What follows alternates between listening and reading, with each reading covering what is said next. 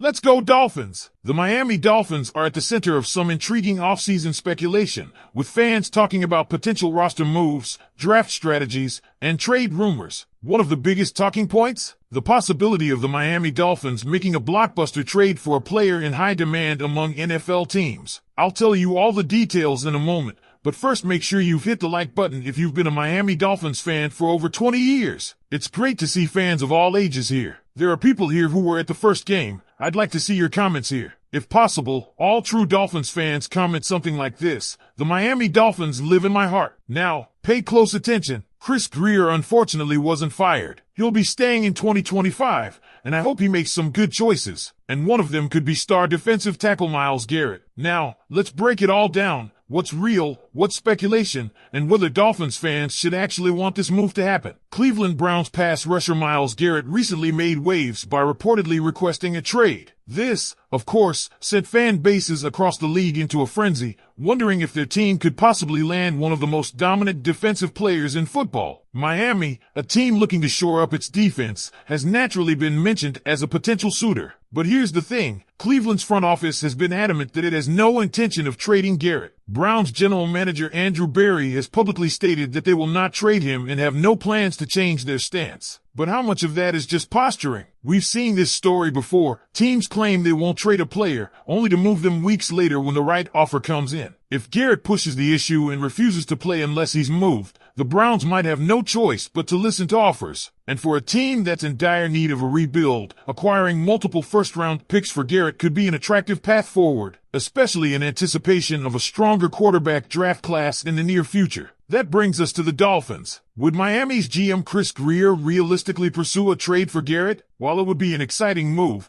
the reality is that it would come at an incredibly steep price. Reports suggest that the Browns would demand at least 2 first-round picks, one in 2024 and another in 2025, along with additional mid-round selections. On top of that, Miami would have to absorb Garrett's massive contract and likely extend him on a deal that could approach $30 million per year. Garrett is, without question, one of the most dominant edge rushers of the last decade. A future Hall of Famer, he would immediately upgrade Miami's pass rush and form a terrifying duo alongside Jalen Phillips. But the Dolphins have to consider the long-term impact of such a move. Can they afford to mortgage their future for a single player, even one as elite as Garrett? Given their current cap situation and roster construction, it seems unlikely. Meanwhile, Miami's draft plans remain a major talking point among fans. One name generating a lot of buzz is Alabama's Tyler Booker, an elite interior offensive lineman projected to go in the top 15. Some fans believe Miami could take Booker at number 13, but the real question is whether they'll even have to. Given how the draft board is shaping up,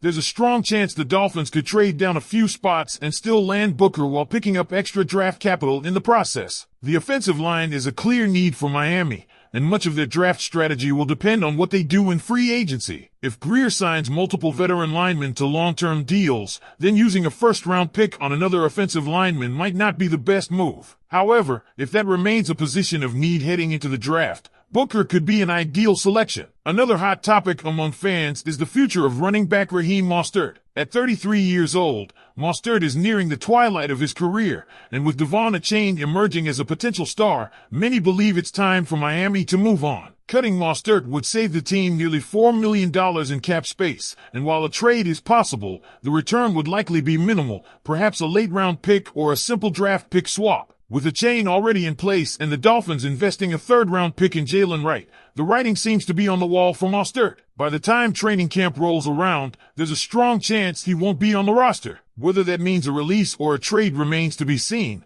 but it seems clear that Miami is shifting towards a younger backfield. On the free agency front, one name that has intrigued fans is Mekhi Becton, the former first-round pick of the New York Jets. Becton, a massive offensive lineman at 6 feet 7 inches and over 350 pounds, has shown flashes of dominance but has struggled with injuries throughout his career. Last season, he found new life with the Philadelphia Eagles, moving to guard and performing well in their system. Would Becton make sense for Miami? The upside is there, but there are legitimate concerns about whether he fits the Dolphins' zone blocking scheme. While playing alongside Lane Johnson and Cam Jurgens in Philly, Becton had the benefit of working with two elite linemen. Would he be as effective in Miami? That's the big question. Given his injury history and inconsistency, signing Becton would be a gamble, but if the price is right, somewhere in the $7 to $9 million per year range, he could be worth the risk. As the offseason unfolds, one of the biggest storylines will be whether the Dolphins can bounce back in 2025 and return to the playoffs. After making the postseason in Mike McDaniel's first two seasons, Miami fell short in 2024, raising questions about whether they can still contend in the AFC.